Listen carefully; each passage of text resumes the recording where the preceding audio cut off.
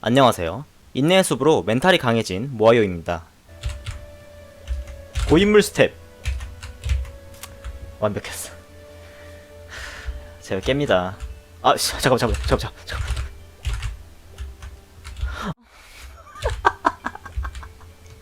다음은 항아. 오늘의 기승전무 주제는 런앤건 게임의 전설, 노가다의 끝판왕이 뭔지 보여주는 도트 그래픽. 그래픽과 더불어 절대 깔 수 없는 BGM. 하지만 현재 잔악계가 돼버린 게임 메탈슬러그 시리즈입니다. 바로 시작합니다.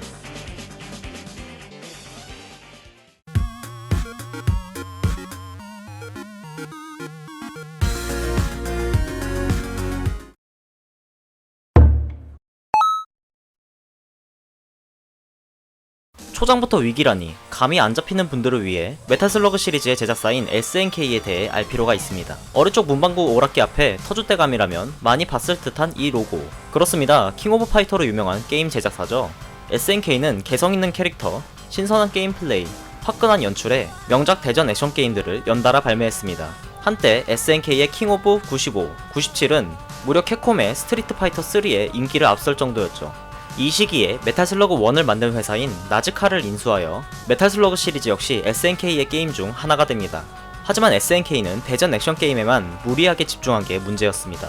90년대 후반 대전 액션 게임의 유행이 사그라드는 동시에 업계 트렌드가 아케이드 기판에서 PC와 콘솔 위주로 옮겨졌고, 여기에 대형 프로젝트들이 줄줄이 참패하는 등 SNK는 서서히 빚이 쌓여가기 시작합니다.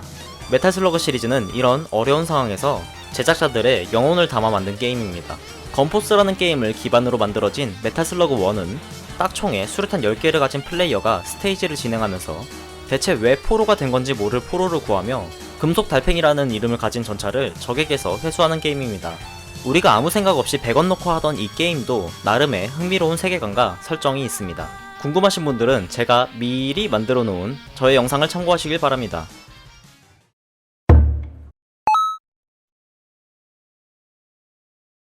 메탈슬러그 1이 다소 현실적이고 어두운 분위기를 보였다면 1998년에 SNK가 단독으로 제작한 첫 작품인 메탈슬러그 2부터는 미라, 화성인, 미래형 무기, 심지어 미래에도 못 만들 것 같은 무기까지 각종 비현실적 요소가 등장했습니다. 물론 전작의 현실적 분위기를 좋아하는 팬도 있었지만 메탈슬러그 2의 인지도가 압도적으로 높았기 때문에 이런 비현실적이면서도 약간의 개그 코드까지 갖춘 것은 메탈슬러그만의 독창적인 아이덴티티가 되었습니다. 메탈슬러그 2는 개인적으로 성우의 목소리가 힘 빠지는 것 빼고는 나무랄 것이 없는 작품이라고 생각합니다. 그 후 1999년 메탈슬러그 2의 난이도를 대폭 상향시킨 대신 그만큼 무기들이 많이 나오는 확장팩 메탈슬러그 X가 발매되었습니다. 동네 초딩들이 게임 제목을 정확히 몰라서 그저 애니머신거라고 외치고 다니던 2000년 역대 최강의 런앤건 게임이 출시됩니다. 바로 메탈슬러그 3입니다. 전작에서 이미 어느 정도 조짐이 보였지만 메탈슬러그 3부터는 리얼리티 따위는 저 멀리 보내버렸습니다. 사람 먹는 식물, 좀비, 식인 맥두기, 뭐라 설명하기 힘든 전차, 그리고 메탈슬러그 3는 그동안 치고받고 싸우던 모덴군과 연합하여 외계인에게 납치된 동료를 잡는다는 스펙타클하고 괴랄한 스토리를 보여주지만 볼 것도 상대해야 할 것도 탑승물도 많아진 이 작품은 메탈슬러그 시리즈뿐만 아니라 슈팅게임 역사에 길이 남을 명작으로 불리고 있습니다. 여기에 휴대용 게임기 네오지오 포켓으로 메탈슬러그 퍼스트 미션, 메탈슬러그 세컨드 미션까지 발표했으며 디테일한 부분을 추가하여 SNK의 장인정신과 실험정신이 돋보이는 작품이라고 할 수 있습니다.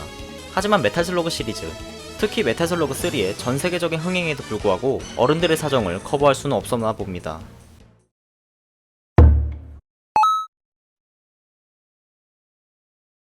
런앤건의 자존심이었던 메탈슬러그 3를 출시했을 당시 SNK는 이미 도산 직전의 위기였습니다. 그동안 자신들의 게임의 팬들을 위해 감사의 표시로 이 그림을 남기고 SNK는 도산 전에 SNK 플레이모어라는 계열사를 만들어 두었는데 SNK 플레이모어는 한국의 게임 제작사 메가 엔터프라이즈와 2002년에 메탈슬러그 4를 출시하게 됩니다. 세기말 감성 가득한 이 영상은 메탈슬러그 4의 광고입니다. 무려 50억의 제작비를 투입하여 만든 메탈슬러그 4는 시리즈 최대 실패작이라는 굴욕적인 별명을 얻게 됩니다. 복사 붙이기 또는 재활용으로 탄생한 도트, 사실상 완결난 시리즈를 억지로 추가했기 때문에 갈 때까지 가버린 설정 붕괴, 뜬금없이 튀어나온 신캐릭터들의 저급한 성능 등의 문제가 있습니다. 결정적으로 메탈슬러그 4의 최대 문제점은 스테이지 디자인이 지저분하다는 것입니다. 게임의 난이도, 특히 보스의 난이도가 다소 높은 편인데 재밌게 어려운 게 아니라 하기 싫게 어렵다는 것이 개인적인 생각입니다. 이 게임은 그래도 나름대로 재밌게 할 수는 있습니다.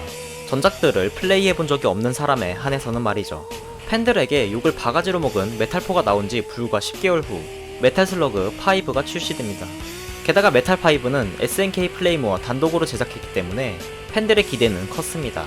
결과는 반전은 없었습니다. 메탈슬러그4와 동급인 게임이 탄생해버렸죠.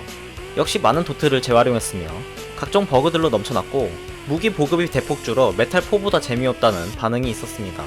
무엇보다 고작 10개월 만에 급조된 작품이라서 그런지 게임을 만들다 만 흔적이 고스란히 남아있습니다. 더미 데이터로요. 이렇게 메탈4와 메탈5는 BGM을 제외하면 좋은 소리를 그다지 듣지 못한 시리즈의 흑역사가 되어버렸습니다. 그 후 3개의 후속작에서 하락한 시리즈의 재미를 많이 살렸다는 평가를 받긴 했지만 흥행 면에서 모두 참패했다고 합니다.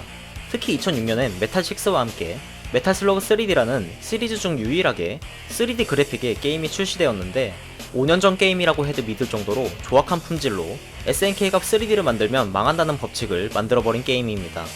2009년 메탈슬러그 2X 발매 이후 핵심 개발진이 모두 퇴사하여 이렇게 메탈슬러그 시리즈는 우리들의 기억 속에서 영원히 애니머신 거로 남나 싶었습니다.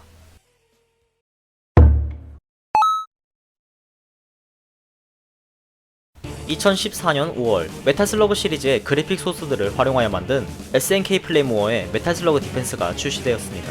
모바일로요. 다만 장르는 완전히 바뀌어 디펜스 게임이 되었죠. 메탈슬러그로 디펜스라니 혼종이 예상되었지만 생각보다 좋은 조화를 보여주었고 영혼을 깎아 만든 도트는 여전했으며 콘텐츠도 다양한 훌륭한 게임이 탄생했습니다. 여기에 과금 압박도 적었죠. 이 게임은 다운로드 수가 무려 3,500만을 돌파하여 SNK 역사상 최고의 인기작이 되었습니다. 하지만 엄청난 인기에도 불구하고 수익 모델이 거의 없는 수준이었기 때문에 이 아쉬움을 느꼈는지 메탈슬러그 디펜스의 특성을 그대로 가져와서 현질 유도에 요소를 집어넣은 잔악계 게임을 출시합니다. 게임 이름은 메탈슬러그 어택. 이 게임이 지갑 어택인 이유를 설명해보겠습니다. 사기 유닛이 출시된다. 그 후 더욱 사기인 유닛이 출시된다. 개댐프드식 밸런스 맞추기. 그 사기 유닛을 얻으려면 당연히 현질이 필요하고 유닛의 가격은 최대 50만원. 신 유닛, 특히 사전 구매 유닛은 대부분 여자 캐릭터, 그것도 방어력이 0에 수렴해 보이는 옷차림의 캐릭터들. 소녀전선? 메탈전선. 당연히 어케도 현질입니다. 2018년 1월 기준으로 메탈슬러그 어택은 800만 다운로드라고는 믿기지 않을 정도로 매칭이 오래 걸리는 상태입니다. 또한 과금 요소가 거의 없는 전작은 메탈슬러그 어택의 출시로 더 이상의 업데이트는 하고 있지 않습니다. 도트만 잘 찍어요 아주 그냥. 총총